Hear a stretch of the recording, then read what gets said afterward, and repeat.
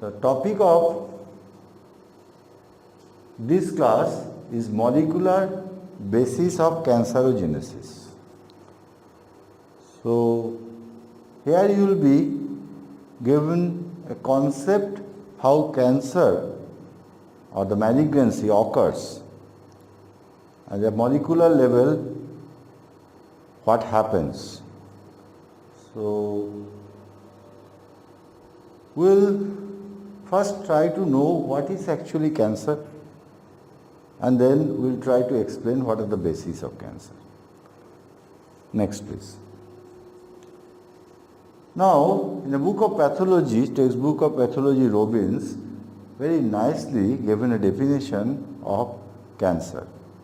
Cancer usually commonly termed as some growth, overgrowth or tumor in the common sense. Here, in Robbins it was defined that tumor is an abnormal mass of tissues, growth of which is excessive, incoherent and uncoordinated, and continue to grow in the same excessive manner even after the cessation of stimuli which evoke the change. So, if you just try to understand this particular definition, you have an idea what is the behavior of the cancer cells. The cancer cells are part of the original cells which suddenly change of its behavior, and they are not under control of the regular cell cycle. They just go on multiplying, and they don't have even sometimes time to differentiate. They just go back to their original cell-like structure, their fetal type cell structure, and ultimately there is no coordination in the cancer cell growth. We will gradually come to understand this problem. Next, please. So, first we have to just look into the normal cell cycle, how a cell turnovers in our body is developed from a single cell to these millions of cells. We are organized into different tissue systems, different organs, and then only the individual can function like a human. So, if you come to a particular cell cycle, you will find the cell division is not very regular, it is very regular. It has 4 stages actually. After a cell division, which is actually known as mitosis, that you know, there is gap 1 and then S, then gap 2, and further it is the mitosis. Now, the important thing that in the G1 phase after mitosis, there is initiation of protein synthesis and growth factors, which are very, very important. Now, after a certain period of time, cell decides to start replication of DNA, which is occurred in the synthesis stage, and there is again a gap. And this is a very crucial point where the cell decides to start for mitosis or not. If most of the cell on a regular control, they usually go to the stage 0, and whenever required they go for the mitosis. Now, after this, whether there is a restriction or not, depending on the situation, cell go for the mitosis. And mitosis, you know, is categorized into different stages like prophase, metaphase, anaphase and telophase. Thereafter, the same thing goes on according to the signals they receive. Next, please. If you look into the cell cycle in further detail, which will be taken a separate class on the cell cycle, these cell cycle is in fact under control of various factors. Most important are cyclins. There are different types of cyclins, A, B, D, E, and cyclin dependent kinases 1, 2, 4, 5 and 6. There are some other proteins like RB proteins, there are P53 proteins. The DNA replication occurs as in the S phase, I told you, and 10% of time in the normal cells the mitosis occurs. Now here what happens in this stage, as I have told you in the earlier slides, that this start for mitosis or not is decided and under influence of certain cyclins. Here CDK4 is very important, and there is a restriction point beyond which the cells again go for the mitosis. So this restriction point is controlled under control of certain other cyclins and cyclin dependent kinases. One important thing you can see here is the RB protein is there. The RB protein somehow protects the cell from going for the further mitotic cycles. But when the RB protein restriction is somehow not there, the cell goes for the mitosis. So we will be discussing about this RB protein and other proteins which actually controls the cell cycle, and when there is any disruption of this type of interaction, the cell control is lost, there is a disbalance, and the cells go for the aberrant way of cell cycle and the abnormal growth occurs. Next please. So just to start with, what is the cellular basis of cancer? If you just see the difference between two pictures, this is the normal growth. The cell starts going, then they are differentiated, then they are further going. So this is way the cell, from one cell to another cell, one group of tissues to another group of tissue and organ systems develop in a regular basis. Some genes are expressed, some genes are suppressed, and there is selective gene expression. So the cell have differentiated and they can function in a different way, like liver cells, heart cells, kidney cells. But when there is a cancer, there is cells goes on dividing in an abnormal way. They are not under control anymore. Uncoordinated growth is there, incoherent growth is there, and excessive growth is there. So cancer is characterized by abnormal and uncontrolled growth. Cancer rises from a loss of normal growth control. So cancer means there is growth control is not there. In normal tissues, the rate of new cell growth and old cell death are kept in balance. When there is a go, like you have certain mucous cells always going through your intestines, from stomach, from mouth to everywhere, and they are also getting lost every day by the way of apoptosis, which is a programmed cell death, and that will be taken another class to understand apoptosis. But this gives us a balance to maintain, and cell growth is also under control of various factors. So cell cannot grow as per his will.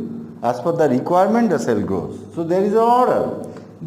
In case of cancer, that is order is disrupted, the balance is disrupted, and this disruption can result from, as I have already told you, uncontrolled cell growth. We will see what are the different factors work, what are the different gene works, and what are the way the cell can go for the aberrant way of growth. And there is loss of cell's ability to undergo apoptosis. That is also very important. So we will be discussing this. So what happens ultimately we can understand due to some changes, as I have already told you about the mutations of different genes involved in the regulation of normal cell cycles are disturbed. And the genes mainly responsible for the normal cell cycle are changed due to certain mutation. They cannot, for some genes cannot act properly, the gene products are not available, and some genes overreact. The gene products are much more there in that case. So there is a disbalance. We will gradually see what are the genes involved and how the cancer is occurred. Now please next. So before we go discussing, we must consider certain environmental effect, and this environmental effect may be of three kinds: chemical, physical as well as biological. Biological, as you know, various viruses are also responsible. Some physical agents like free radicals, there is radiations, they are also responsible for causing various type of mutations of the genes. And chemicals, there are certain chemicals which are directly involved in causing some disruption of the genes and causing the cancer.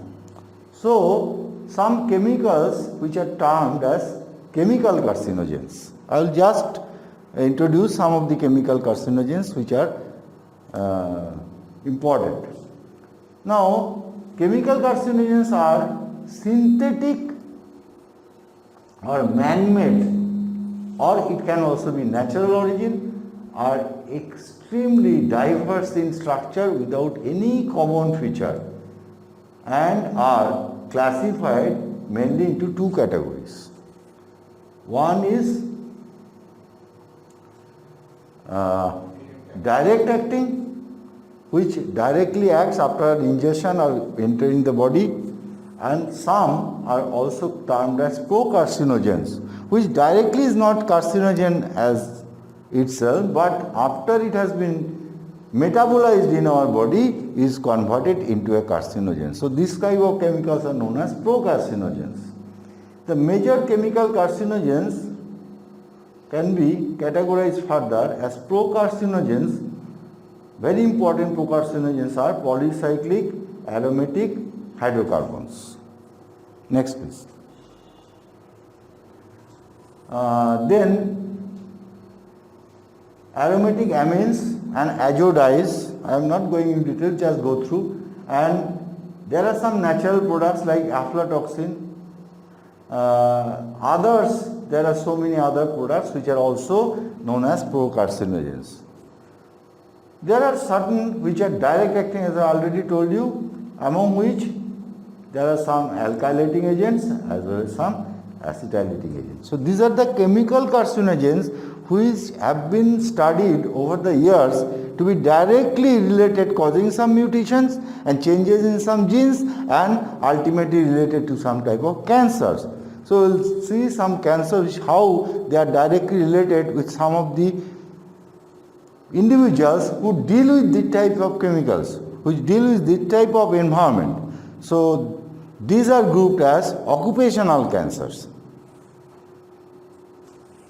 So there is a list of these occupational cancers. Actually, way back in 1713 to 1788, an English man, Sir Pott, actually he discovered, first observed that the chimney sweepers who work as a chimney sweepers ultimately suffers from scrotal cancers. That was his excellent observation. That particular type of work has given that particular type of cancer. Afterwards, different type of occupation, but different type of chemical or physical agents which can cause cancer has been assigned to that particular type of occupational disease. Like the agent ionizing radiation in the X-ray or radium, which which occupation deals with these things? Mainly the different radiographers, and they suffer from this type of cancer, skin, bone, etc. Then people who are involved in some polycyclic hydrocarbon oriented machineries for the cars, etc., preparation of different materials, there is some type of group of workers, actually they are exposed to this type of cancers. So likewise there is a list you can go through. The people exposed to different type of chemicals or physical agents are actually suffers from different type of cancers, and this has been grouped as an occupational cancer because certain occupation expose them to that type of agents which can causes changes or mutation of the genes which actually controlling the normal cell cycle of that particular tissues where the cancerogenesis starts. Next please. Now we come to some biological agents. They also can cause cancer and directly related, out of which they are known as oncogenic viruses. The oncogenic viruses can produce tumors in animals and other vertebrates, or transform cultured media into a neoplastic state. That has been observed. They comprise DNA viruses as well as RNA viruses. Oncogenic DNA viruses includes papovavirus, hepatitis B virus, adenovirus, herpes virus and SPOX viruses. They have been observed that in general the infection of the cells with an oncogenic DNA virus may result either in productive lytic infection with the cell death and release of newly formed viruses, and or in the cell transformation to the neoplastic state with the little or no virus production. That means they can produce something, they can replicate in a cell utilizing the cell's material, and thereby cell is lies, but they are produced, they are replicating, and this ultimately they integrate themselves with the different genes. So cells become transformed, and transformed cells behave not like a normal cells because their DNA has been influenced by this type of viruses. Next please. Now, there are so many oncogenic RNA viruses as well, out of which very important are retroviruses. The retrovirus actually, most of the oncogenes has been assigned and has been seen to be due to the retroviral origin. And under the influence of the viral promoter sequence, the V-onc gene is transformed along with other vital genes and is responsible for neoplastic transformation of the cell. We will see how these oncogenic viruses influence the cell, and cell ultimately goes into the aberrant cycle and goes for the malignancy. So we will be seeing how retrovirus is actually responsible and what is the V-onc or viral oncogene, or what is oncogene and what is the cellular oncogene. That we will be discussing. Please, next step. Now here are certain examples of the oncogene.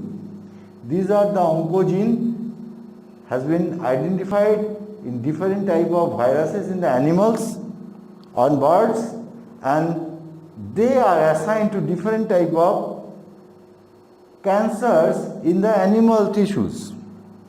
like SRC, Rouse sarcoma virus.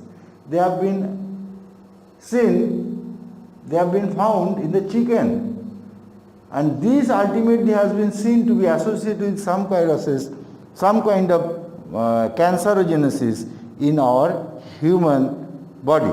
So we will be seeing, we just try to remember this, that they are nothing but some genes identified as viral oncogene, which has been originally seen in the following birds and animals. I have already told about the DNA viruses. Next please. So just try to build your concept on oncogenes now. What is oncogenes? Oncogenes are mutated forms of the cellular proto-oncogenes. So what cell contains? Cell contains proto-oncogenes, not oncogenes. So what is proto-oncogene? Proto-oncogenes code for cellular proteins which regulate normal cell growth and differentiations. So proto-oncogenes are essential part of our genome. It helps, it produces several growth factors, several important receptors which is related to the cell cycle, and they are under regulatory controls. But when these proto-oncogenes are converted to oncogenes due to certain changes, they behave like they are not under certain control, and they have aberrant production of that type of proteins or receptors which causes self-disruption of the normal cell cycle. Next please. So what are the products of proto-oncogene that we have to know first? 5 types of proteins are actually encoded by proto-oncogenes which participate in the control of cell growth. Class 1 is the growth factors, different growth factors, PGDF, EGF, platelet-derived growth factor, epithelial-derived growth factors, they are produced. Class 2 receptors for growth factors and hormones. That we will find what are the receptors and hormones are actually coded. Class 3 is the intracellular signal transducers. There are certain signal transducer molecules which are also under the influence of this proto-oncogene, product of this proto-oncogene. Class 4 is the nuclear transcription factors. Several nuclear transcription factors are also important which actually controls the cell cycle. And class 5, the cell cycle control proteins. As I have already told you, cyclins and cyclin dependent kinases, they are also produced under the influence of these proto-oncogenes. A normal content of the genome. Next. So again, if you look into the factors, that the functions of cellular proto-oncogenes are these. As I have already told you, they secrete the growth factors. These are the growth factors. They also, growth factor receptors are also produced under the influence of oncogene. They also produce cytoplasmic signal transduced proteins, transduction proteins, nuclear proteins, transcription factors, as well as cell growth genes. So these are the 5 type of genes actually related to proto-oncogenes. Next. Here proto-oncogenes are converted to oncogenes under the influence of viruses, under the influence of certain cellular events which happen like under the influence of, these are the different oncogenes. Under the influence of these oncogenes, there is some changes like translocation, promoter insertion, then point mutation, deletional mutation, amplification, and there is enhancer insertions. So that you know, promoter, enhancer, they are the transcription elements. The point mutation also causes some changes in the sequence. Some transformation means one particular part of a chromosome in translocated in some other part, causing some more changes. of that particular locus. So this causes some disruption of the normal cell, and under the influence of this type of oncogene, which is associated to change in the cell cycle, because this proto-oncogene is now converted to oncogene, which has a similar sequence, but they were under control of the cellular own mechanism. But now the control is over. They are under now changed. The sequence is changed in such a way that they are producing much more in excess, the gain in function. So these are the different mechanisms, and that has been assigned to different type of cancer. It has been observed. Like osteosarcoma, one particular type of cancer has been assigned that the growth factor PDGF is much more elaborated. And this is assigned to some oncogene like CIS. And so on. There are certain examples where it has been seen the activation of the proto-oncogene to cancer-associated oncogenes represents gain of gene function. And that will further try to understand. Next slide, please. So, what are the activation mechanisms of proto-oncogenes? Here, some examples. Proto-oncogenes has converted to oncogenes due to some activation mechanism. What are the mechanisms? As I have told you, that proto-oncogenes converted to this oncogene by translocation or transposition of gene moved to new locus. Here is a new promoter has been translocated from other side to here, and thereafter causing that proto-oncogene into oncogene, where now normal growth stimulating proteins is produced in excess, which was not producing that much of protein. Now it is producing much excess of this protein. Similarly, gene amplification. Now, a particular gene is there.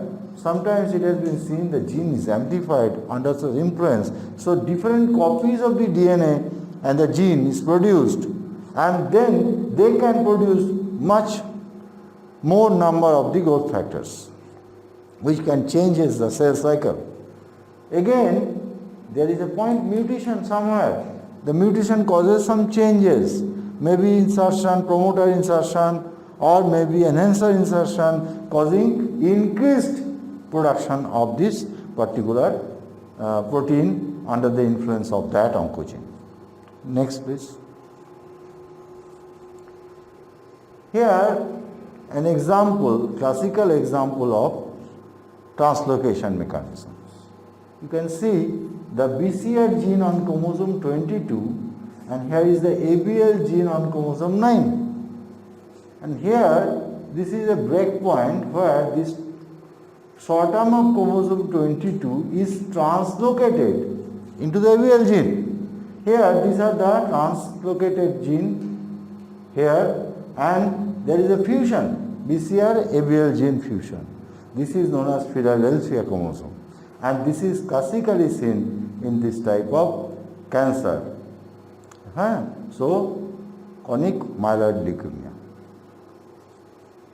Next. Now, gene amplification, there are a lot of examples of gene amplification techniques. Some I am just going to highlight here.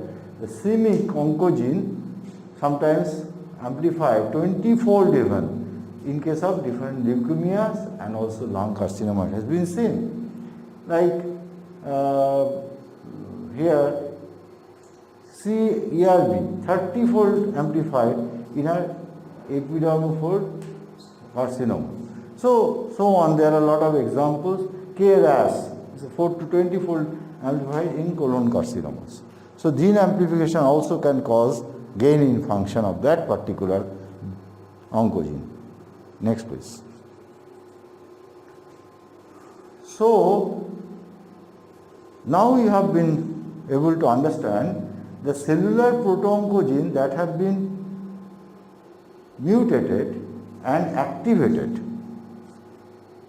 Cellular proto-oncogenes that have been captured by retroviruses and have been mutated in the process and activated.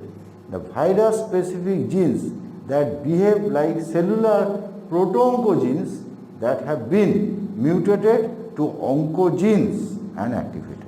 So these are the way the proto-oncogenes, which are the normal part of the human genome, are activated as and behaving now as oncogene. Next please.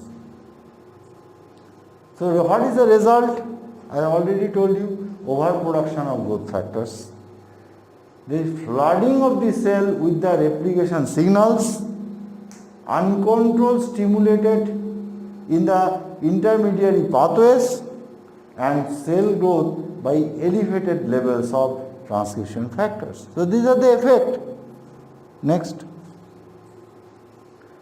So now we can conceptualize about the oncogenesis and how proto-oncogene is activating as oncogenes under the various way of mechanisms. So these are the examples, few examples, like here this is ARB, is one of the proto-oncogene which actually gives rise to truncated part of the EGF, epithelial growth factors. Like CIS, this also causes to produce PGDF, platelet growth factors. Now there are so many others like SRC. This actually causes protein tyrosine kinase, which is a part of the signaling system of insulin. Here, so on, there are a lot of examples are there.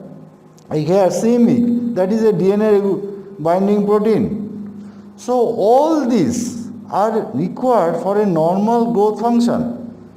But product of oncogenes in normal cell function is required. But whenever activation, the abnormal and excess production, this causes abnormal growth of the cells. Next.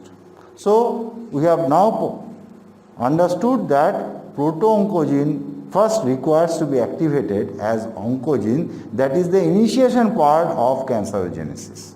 So other genes also involved in the cancerogenesis. When cell cycle has certain restriction, they are under control of certain other gene products, and if there is some changes in the cell cycle or some changes in the DNA, there is some genes which always take care of that product, so that cell does not go into the aberrant way of replication. The most important are the tumor suppressor genes. There are a number of tumor suppressor genes like retinoblastoma gene, P53 genes, which is also known as the guardian genome. Along with, there are some genes which are responsible for DNA repair mechanism. We have already understood DNA repair mechanism. Any changes, any problem, any error in the DNA repair is associated with certain cancer, that you have already understood. And third, so first is proto-oncogene, set of genes which are involved in cancerogenesis. Next is the tumor suppressor genes, which are also have to be inactivated, cannot work properly. And thirdly, the last important set of genes are the tumor suppressor genes and DNA repair genes. And lastly, the apoptotic genes, which are very much important in preventing cancerogenesis. So that genes has to be involved in a cancer propagation. Please. Next. So tumor suppressor gene, what it does? Loss of function. When it is affected, they have loss of function. The normal function is to inhibit the cell proliferation.